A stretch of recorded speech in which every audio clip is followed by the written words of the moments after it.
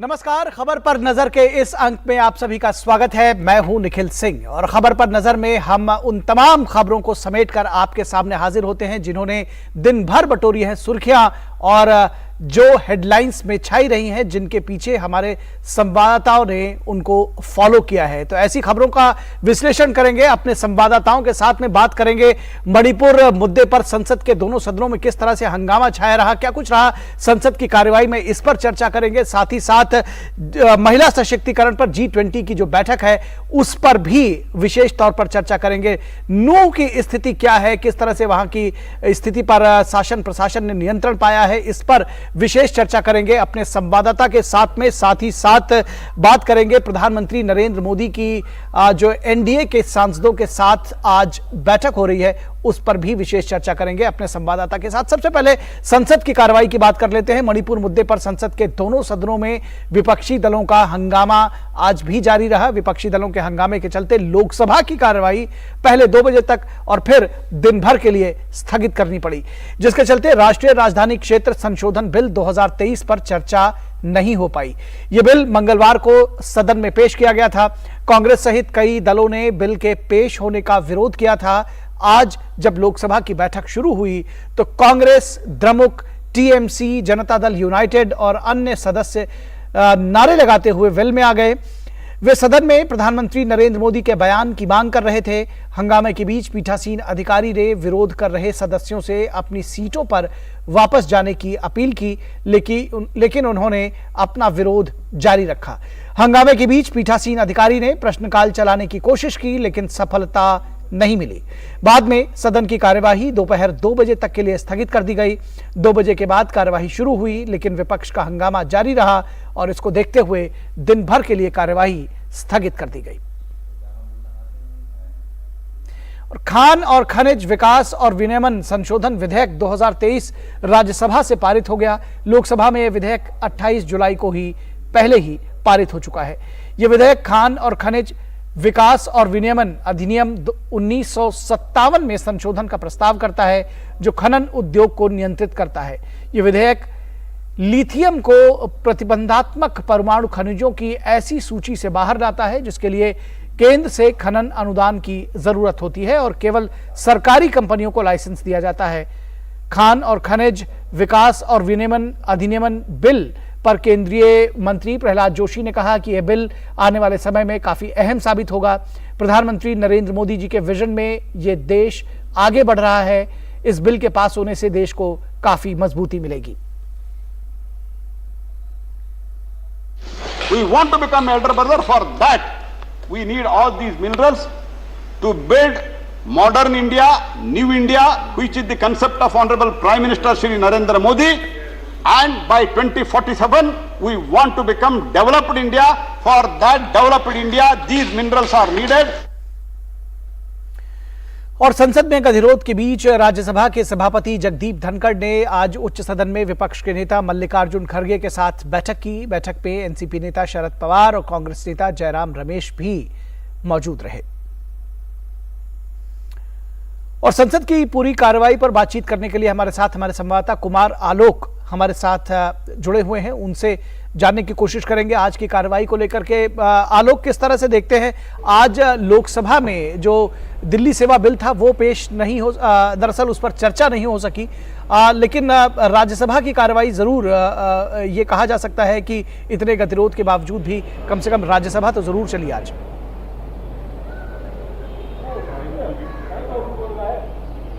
जी बिल्कुल सही कहा आपने। जैसे कि आपको मालूम है कि मानसून सत्र की शुरुआत जैसे ही हुई उसके बाद से जो विपक्ष का जो लॉकजाम रहा, जिस तरीके से उनकी जिच बनी रही सत्ता पक्ष के साथ, खास करके मणिपुर की घटना को लेकर के, तो दोनों सदनों में सरकार बहस के लिए तैयार थी, डिस्कशन के लिए तैयार थी। लेकिन राज्यसभा में जहां तक सवाल है तो वहां पर विपक्ष की मांग ये थी कि नियम 267 के तहत बहस हो, क्योंकि उसमें अनलिमिटेड टाइम होता है।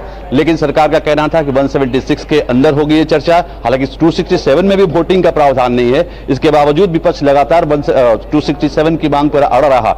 उसके बाद वहां पर जगदीप धनखड़ जो माननीय चेयरमैन हैं, उन्होंने कहा कि नियम से कोई लेना देना नहीं है। आप जितना चाहें, जितना वक्त आप बहस करना चाहें मणिपुर के विषय पे, चाहे और भी राजस्थान का विषय हो, छत्तीसगढ़ का विषय हो, जो महिलाओं पर अत्याचार का जो विषय है, उस पर आप अनलिमिटेड चर्चा कर सकते हैं। लेकिन वहां भी लॉकडाउन जारी रहा और लोकसभा में लॉकडाउन जारी रहा। लोकसभा में पहले 184 के तहत बहस कराने की मांग की गई मणिपुर की घटना को लेकर विपक्ष के द्वारा, वहां पर फिर तनातनी बनी रही और अंत में वहां पर अविश्वास प्रस्ताव विपक्ष ने पेश किया। अविश्वास प्रस्ताव को स्वीकार भी कर लिया गया और स्वीकार करने के बाद डेट भी दिया गया कि 8, 9 और 10 तारीख को अविश्वास प्रस्ताव पर चर्चा होगी और उसके बाद जो संबंधित जो व्यक्ति होंगे सत्ता पक्ष की ओर से वो जवाब देंगे। लेकिन वहां भी बात बनती नहीं दिख रही है। इनका कहना है कि जो बिल्स पास किए जा रहे हैं, तो एक इतिहास रहा है कि जब अविश्वास प्रस्ताव का नोटिस दिया जाता है, उस नोटिस के बाद सिर्फ अविश्वास प्रस्ताव पर चर्चा शुरू होती है। लेकिन सरकार बिल पे बिल पास कराई जा रही है। लेकिन आज का दिन राज्यसभा के लिए काफी प्रोडक्टिव रहा। क्वेश्चन आवर सुचारू रूप से चला, 0 आवर सुचारू रूप से चला और इसका कारण यह था कि विपक्ष ने वहां पर वॉकआउट किया। और उसके बाद लंच के बाद जब राज्यसभा की कार्यवाही शुरू हुई तो बहुत सारे इंपॉर्टेंट बिल पास किए गए, चाहे वो खनिज संशोधन विधेयक हो, चाहे फॉरेस्ट रिजर्व का जो बिल हो, ये बिल पास हुआ और अभी जनविश्वास बिल पर चर्चा चल रही है और आशा की जानी चाहिए कि 1 घंटे के अंदर ये बिल भी राज्यसभा से पास हो जाएगी। तो राज्यसभा के लिए आज का दिन काफी प्रोडक्टिव रहा। और अब दूसरी अगर हम बात कहें कि आज खासकर विपक्षी दलों के नेताओं ने राष्ट्रपति से मुलाकात की मणिपुर की समस्या को लेकर के, मणिपुर के हालात को लेकर के, और जब खड़गे बाहर निकले तो उन्होंने कहा कि राष्ट्रपति ने आश्वासन दिया है कि वो इस मामले पर सरकार से बातचीत करेंगी। जी, निश्चित तौर पर आपने सारी बात एक ही बार पे बता दी। बहुत शुक्रिया इस तमाम बातचीत और जानकारी के लिए कुमार आलोक। और बढ़ते अगली खबर की तरफ, बात G20 की बैठकों की। महिला सशक्तिकरण पर G20 मंत्रिस्तरीय सम्मेलन का आज से गुजरात के गांधीनगर में आगाज हो गया। सम्मेलन की शुरुआत प्रधानमंत्री नरेंद्र मोदी के विशेष वीडियो संदेश से हुई। अपने संबोधन में प्रधानमंत्री नरेंद्र मोदी ने कहा कि जब पूरी दुनिया जलवायु परिवर्तन, ग्लोबल वार्मिंग और सतत विकास के तरीकों की तलाश में है, तब गांधी जी की सरल जीवन शैली एक उत्कृष्ट उदाहरण पेश करती हुई नजर आती है, जिसे गांधी आश्रम में साफ तौर पर देखा जा सकता है। Today, the whole world is talking about climate change, global warming, and urgency to find sustainable solutions. At Gandhi Ashram, you will witness firsthand the simplicity of Gandhiji's lifestyle and his visionary ideas of sustainability, self-reliance and equality. I am sure you will find it inspirational. और प्रधानमंत्री नरेंद्र मोदी ने कहा कि देश में महिला सशक्तिकरण को मजबूती से आगे बढ़ाने के लिए महिला नेतृत्व वाले दृष्टिकोण को अपनाना जरूरी है। प्रधानमंत्री ने कहा कि इस मामले में भारत दुनिया में एक मिसाल स्थापित कर रहा है। Most effective way to empower women is through a women-led development approach. India is making strides in this direction. India's President, Srimati Draupadi Murmu, sets an inspiring example herself. She comes from a humble tribal background, but now leads the world's largest democracy and serves as the commander-in-chief of the world's second largest defense force. और इस पूरी खबर पर बातचीत करने के लिए हमारे साथ गांधीनगर से हमारे संवाददाता भार्गव त्रिवेदी फोन लाइन पर जुड़ रहे हैं। भार्गव, महिला सशक्तिकरण पर G20 की मंत्रिस्तरीय बैठक बेहद महत्वपूर्ण है।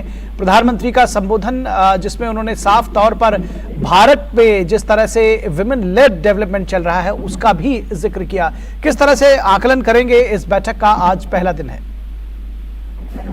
जी निखिल, खास महत्व की बात तो ये कि आज प्रधानमंत्री का जो अभिभाषण था वीडियो कॉन्फ्रेंस के जरिए ये मंत्रियों परिषद में उन्होंने उद्बोधन किया है, उसमें तो विदेशी जो डेलीगेशन है, विदेशी जो संस्थाओं के प्रतिनिधि विदेश से आए हैं, वो महिला प्रतिनिधि बहुत अभिभूत हुए हैं उनके भाषण से। और उन्होंने बताया कि भारतीय महिलाओं में एक सुरक्षा की भावना और स्वास्थ्य की भावना प्रधानमंत्री ने जिस तरह डेवलप की है उस पर हमें गर्व है और भारत की महिला पर हमें गर्व है। और खास करके प्रधानमंत्री ने जो गांधी जी की जो स्वास्थ्य की बात की, उससे महिला विदेश की महिलाओं को जरूर उसको सीख लेनी चाहिए। और खास करके ये प्रधानमंत्री ने WHO के माध्यम से जो मिलेट ये डिक्लेयर किया है, उससे विदेशी महिलाओं पर खास प्रभाव पड़ा है। और खास करके आज जो एक WHO के जो प्रतिनिधि सौम्या स्वामीनाथन है, उन्होंने भी ये मिलेट ईयर और मिलेट अन्न जो श्री अन्न जो प्रधानमंत्री ने जो नाम दिया है, उस पर विदेशी नागरिकों और विदेशी महिलाओं पर खास प्रभाव रहा है। महिला के आरोग्य के बाबत में ये मिलेट बहुत उपयोगी है। और प्रधानमंत्री ने जो उनके कार्यकाल में गुजरात में कुपोषित बच्चों के लिए जो कार्य किया है, उसके लिए जो प्रधानमंत्री ने भी आज उसका उल्लेख किया है, उससे भी उसको खास खुशी हो रही है।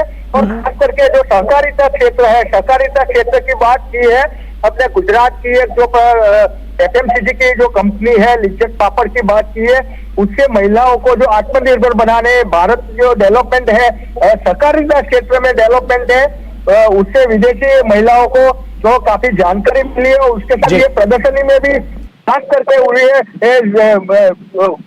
देखते हुए ये लिज्जत पापड़ का स्टॉल है, उन्हें काफी विदेशी डेलीगेशन वहां मिलने गए थे। जी निश्चित तौर पर प्रधानमंत्री ने एक बात और विशेष तौर पर कही, चूंकि ये सम्मेलन गांधीनगर में हो रहा है। प्रधानमंत्री ने कहा कि जब दुनिया ग्लोबल वार्मिंग जैसे समस्याओं का हल ढूंढने के लिए लगातार कोशिश कर रही है, ऐसे में गांधी जी की जो लाइफस्टाइल थी वो हम सबको प्रेरित कर सकती है। कितना ये मायने रखता है तब जबकि ये बैठक गांधीनगर में हो रही है? जी, इसी बात से मैंने पहले भी आपको बताया कि गांधी जी का जो उल्लेख किया, गांधी जी के बारे में विदेशी डेलीगेशन जो आया हुआ है, उससे खास उनकी बातों से और गांधी जी के उन्होंने तो कई लोगों ने हमारे साथ बातचीत में भी बोला है कि हम लोग गांधी आश्रम 1-2 दिन के बाद जरूर देखने जाएंगे। वे लोगों को बोलेंगे कि क्या है गांधी आश्रम में, और गांधी जी की जो सिंपलनेस थी, बिल्कुल सिंपल स्वास्थ्य था उनका, स्वास्थ्य और उनका शरीर जो था वो किस तरह से महिलाओं को भी अपनाना चाहिए, तो उसका आरोग्य भी उनके रहते हुए जो अब देश का जो विकास है, आत्मनिर्भर बनने की, महिलाओं को आत्मनिर्भर बनने की बात है, वो गांधी जी से सीखने लायक है। जी निश्चित तौर पर। और ये बेहद महत्वपूर्ण बैठक है। और जिस तरह से प्रधानमंत्री ने कहा कि भारत की जो सभ्यता संस्कृति है और जिस तरह से भारत में आज आधुनिक समय में विमेन लेड डेवलपमेंट हो रहा है, उससे सभी को सीखने की, सभी को प्रेरणा लेने की जरूरत है। और भारत एक निश्चित तौर पर रोल मॉडल बन रहा है दुनिया के लिए। बहुत शुक्रिया भार्गव इस तमाम बातचीत और जानकारी के लिए। और लोकसभा चुनाव की तैयारियों को लेकर बीजेपी और एनडीए गठबंधन के सभी दल अपनी कमर कस चुके हैं। सभी ने अगला आम चुनाव पीएम मोदी के नेतृत्व में लड़ने का फैसला भी किया है। चुनावी तैयारियों को और धार देने और दमदार रणनीति बनाने के मकसद से प्रधानमंत्री इन दिनों एनडीए के सभी सांसदों से राज्यवार बारी बारी बैठकों का दौर शुरू कर चुके हैं। आज एनडीए सांसदों से मिलने के क्रम में पीएम मोदी यूपी के काशी, गोरखपुर और अवध प्रांत के सांसदों के साथ बैठक करेंगे। इसके बाद तेलंगाना, आंध्र प्रदेश, तमिलनाडु, कर्नाटक, केरल, पुडुचेरी और अंडमान निकोबार के एनडीए सांसदों के साथ पीएम मोदी बैठक करेंगे। इससे पहले सोमवार को पीएम मोदी ने 2 समूहों में अलग अलग एनडीए के सांसदों के साथ मुलाकात की थी। बीजेपी के प्रमुख नेता भी इसमें मौजूद रहे। एनडीए के सांसदों को अपने क्षेत्र में लगातार अधिक से अधिक सक्रिय रहने के लिए, जनता से जुड़े रहने के लिए लगातार पीएम मोदी प्रेरित कर रहे हैं, उनको मंत्र दे रहे हैं। और इस पूरी खबर पर बातचीत करने के लिए हमारे साथ हमारे संवाददाता राजेश राज मौजूद हैं।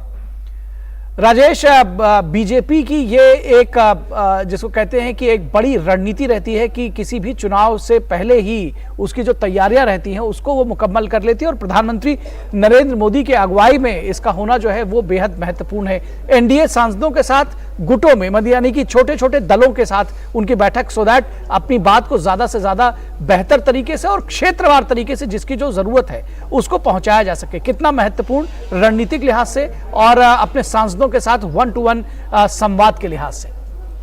देखिए, प्रधानमंत्री नरेंद्र मोदी जब से 2014 में जब पहली बार सत्ता में आए, तब से आपने देखा होगा कि सबसे पहले जब केंद्रीय जो मंत्रिमंडल का शपथ था, उस दिन भी उन्होंने अपने जो केंद्रीय मंत्रिमंडल के साथी थे उनके साथ उन्होंने चाय पार्टी की, उनको पहले चाय पर बुलाया। और यह सिलसिला तब से जो शुरू हुआ है, यह सिलसिला लगातार चल रहा है।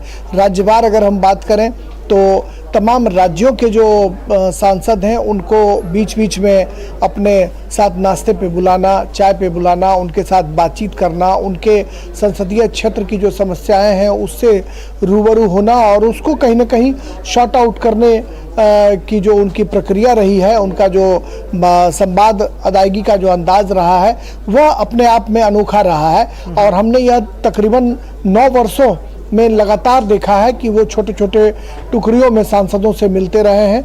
20-25 सांसदों के दलों से वो लगातार मिलते रहे हैं और सांसद इस बात का जिक्र जो है वो ऑफ कैमरा लगातार संसद के भीतर या बाहर जो है वो पत्रकारों के साथ करते रहे हैं कि पीएम मोदी कैसे उनके संसदीय क्षेत्र की छोटी छोटी चीज़ों की जानकारी हासिल करते हैं। कोई अगर समस्या है तो उसको शॉर्ट आउट करने की कोशिश करते हैं।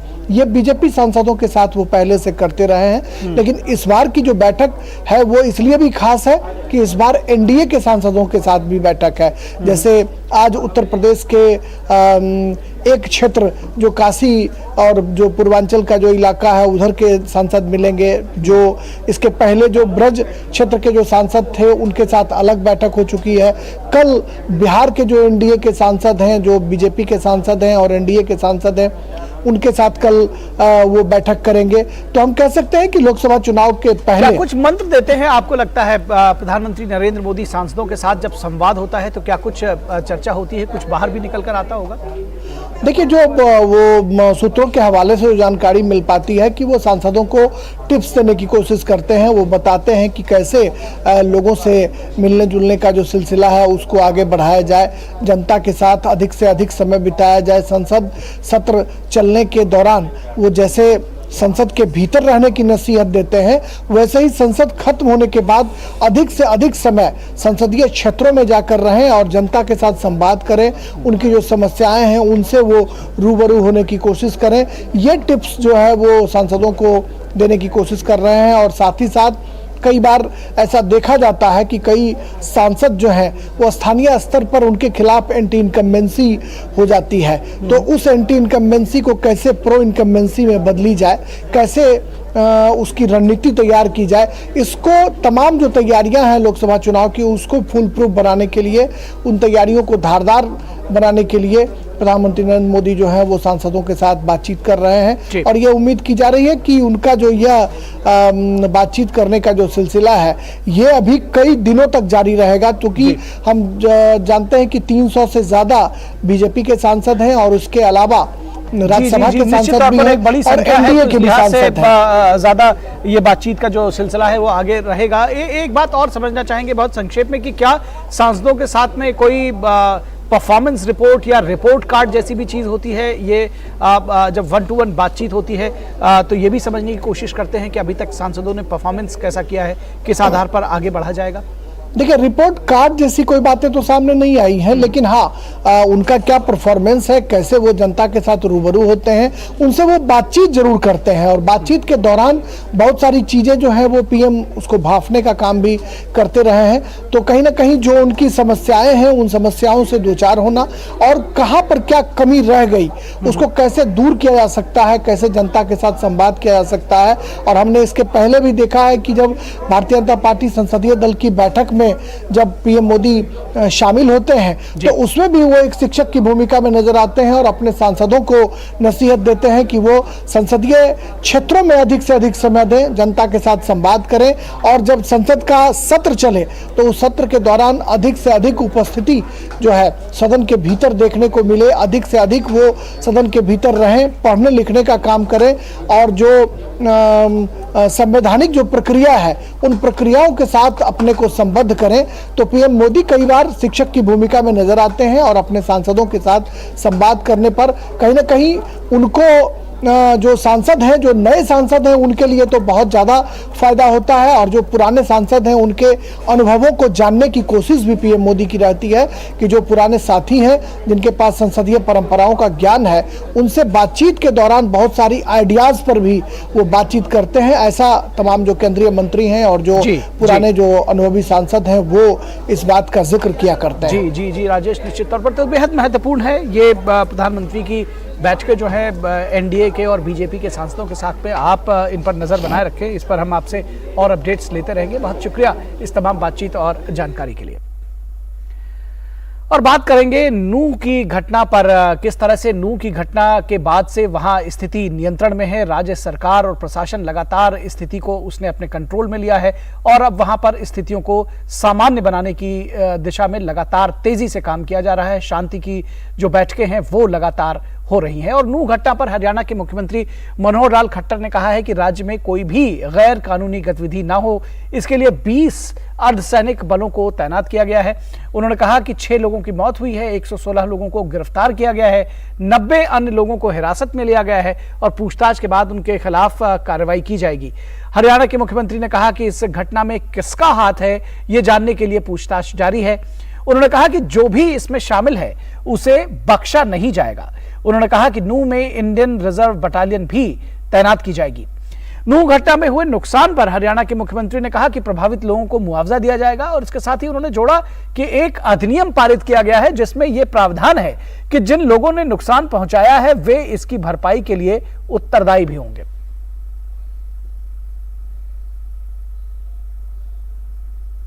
हमने एक एक्ट बना लिया है और उस एक्ट में ये पारित किया गया है कि कोई भी जो लॉस है, चाहे वो पब्लिक प्रॉपर्टी का होगा चाहे किसी की प्राइवेट प्रॉपर्टी का होगा, ये ठीक है कि पब्लिक प्रॉपर्टी का तो सरकार ही सू करेगी, लेकिन प्राइवेट प्रॉपर्टी का उसको अपने आप सू करना पड़ता है। तो जिन्होंने नुकसान किया है वो इस बात के लायबल हैं कि उनसे वो भरपाई कराई जाए। तो हम उसका पूरा अपना जो सरकारी प्रॉपर्टी है उसका हम करेंगे, प्राइवेट प्रॉपर्टी वालों को भी उनको कहेंगे कि इसकी लायबिलिटी जिनके ऊपर है उनसे वसूल किया जाए। और इस पूरी खबर पर बातचीत करने के लिए हमारे साथ नूह से हमारे संवाददाता नीरज सिंह जुड़े हुए हैं ग्राउंड जीरो से। नीरज, किस तरह की स्थिति है नूह में और साथ ही साथ सोहना की भी स्थिति बताइए, गुड़गांव में स्थिति सामान्य बताई जा रही है, क्या कुछ आप जानकारी देंगे? देखिए, बिल्कुल आप सही कह रहे हैं कि गुड़गांव में जो स्थिति है वो पूरी तरीके से सामान्य है। नेट वहां पर प्रॉपर चल रहा है और नेटवर्क वहां पर काम कर रहा है, ट्रैफिक वहां पर सामान्य रूप से चल रहा है। इसके अलावा जो सामान्य गतिविधियां हैं वो सभी संचालित हो रही हैं। स्कूल कॉलेज वहां पर खुल चुके हैं। सोहना में चूंकि सोमवार को जो आग है, नूह की आग सोहना तक पहुंची थी, इसलिए सोहना में थोड़े से रेस्ट्रिक्शन है अभी भी। और वहां पर जो मोबाइल कनेक्टिविटी है वो वहां पर लागू है, यानी कि चालू है। इसके अलावा इंटरनेट फैसिलिटीज कुछ इलाके में, सोहना के कुछ इलाके में रिस्ट्रिक्टेड है, बाकी इलाके में बहाल कर ली गई है। मार्केट आज से खुलना, रात से खुलना शुरू हो गए। इसके अलावा अगर नूह की अगर हम बात करें तो नूह में जरूर जो इंटरनेट सेवा है वो अभी भी वहां पर स्थगित है, लेकिन मोबाइल आपका काम कर रहा है, आप बात कर सकते हैं। इसके अलावा जो भी संवेदनशील इलाके हैं वहां पर RAF तैनात की गई है, रैपिड एक्शन फोर्स वहां पर तैनात की गई है, दंगा नियंत्रण वाहन वहां पर लगाए गए। और अभी तक सोमवार से लेकर अभी तक अगर हम देखें तो या नूह की बात करें, सोहना की बात करें और गुरुग्राम की बात करें, एक आध कोई छोट-छोट घटना को छोड़कर कोई भी बड़ी घटना वहां पर नहीं हुई है और कह सकते हैं कि स्थिति पूरी तरीके से नियंत्रण में है। और अब सरकार भी लगातार इसी बात पर फोकस कर रही है कि ज्यादा से ज्यादा जो लोग इस दंगे के आरोपी हैं उन पर ज्यादा से ज्यादा और जल्द से जल्द कार्रवाई की जाए, ताकि भविष्य में दूसरे लोगों को सबक मिल सके कि इस तरीके से प्राइवेट प्रॉपर्टी को नुकसान पहुंचाना, सरकारी संपत्ति को नुकसान पहुंचाना, लोगों की जान माल को नुकसान पहुंचाना, ताकि दूसरे लोग सबक ले सके और भविष्य में इस तरह की घटना ना कर सके, उसके लिए भी सरकार कड़े से कड़े कदम उठा रही है। जी, टेंशन को डिफ्यूज करने के लिए जिस तरह से स्थिति अपने हाथ में सुरक्षा बलों ने ले ली है, लेकिन स्थिति को सामान्य बनाने के लिए क्या कुछ किया जा रहा है? किस तरह से जो शांति बैठकें हैं उनका आयोजन किया जा रहा है और किसी भी तरह से अब स्थिति दोबारा विस्फोटक ना हो, लोगों के बीच में अमन चैन कायम हो, इसके लिए क्या कुछ किया जा रहा है? देखिए, बिल्कुल इसके लिए लगातार कोशिशें की जा रही है और सरकार के द्वारा भी कोशिशें की जा रही है। इसके अलावा प्रशासन के द्वारा भी कोशिशें की जा रही है। अगर हम गुरुग्राम के सोना की बात करें तो वहां पर भी पीस कमेटी की जो बैठक है वो लगातार हो रही है। दोनों ही समुदायों की तरफ से 31 नाम दिए गए जो लगातार प्रतिदिन बैठक करेंगे और जो भी अफवाह होगी या जो भी आपस में तनाव होगा उस तनाव को दूर करने की कोशिश करेंगे। उसी तरीके की स्थिति नूह में भी है।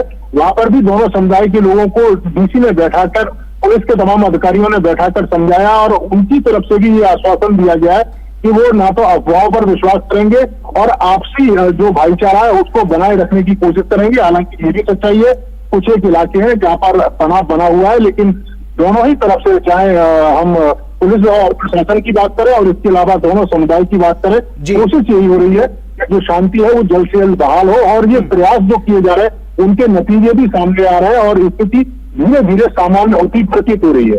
जी नीरज, स्थिति धीरे धीरे सामान्य हो रही है। बहुत शुक्रिया इस तमाम बातचीत और जानकारी के लिए नीरज सिंह। हमारे संवाददाता नीरज सिंह ये जानकारी दे रहे थे कि नूह में, सोहना में और जो बाकी प्रभावित इलाके रहे हैं वहां पर स्थिति सामान्य हो रही है। गुड़गांव में स्थिति बिल्कुल सामान्य है और नूह में भी स्थिति सामान्य की ओर बढ़ रही है। बहुत शुक्रिया नीरज इस बातचीत के लिए। और खबर पर नजर के इस अंक में बस इतना ही। हमारी पूरी टीम को दीजिए इजाजत। नमस्कार।